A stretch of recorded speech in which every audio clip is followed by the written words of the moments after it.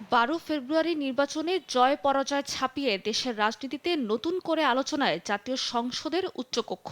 জুলাই জাতীয় সনদ আদেশ 2025 অনুযায়ী উচ্চকক্ষের সদস্য সংখ্যা হবে 105 সদস্য বিশিষ্ট।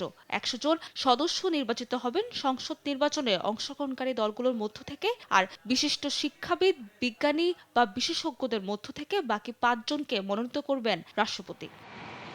কিন্তু প্রশ্ন হচ্ছে কিভাবে এবং কোন প্রক্রিয়ায় গঠন করা হবে উচ্চকক্ষ, প্রাপ্ত ভোটের অনুপাতে নাকি প্রাপ্ত আসনের ভিত্তিতে?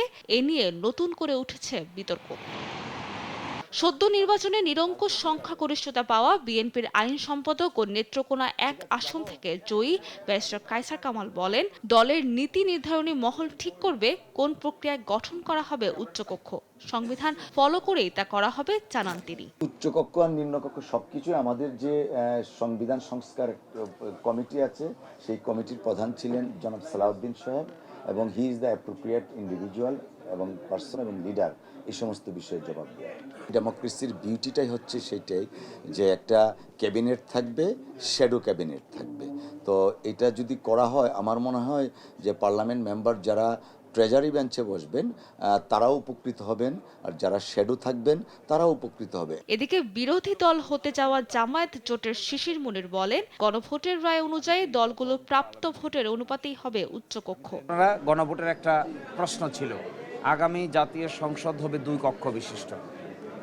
জাতীয় সংসদ নির্বাচনে দলগুলোর প্রাপ্ত ভোটের অনুপাতে 100 সদস্য বিশিষ্ট একটি উচ্চকক্ষ গঠিত হবে, এবং সংবিধান সংশোধন করতে হলে উচ্চকক্ষের সংখ্যাগরিষ্ঠ সদস্যের অনুমোদন দরকার হবে।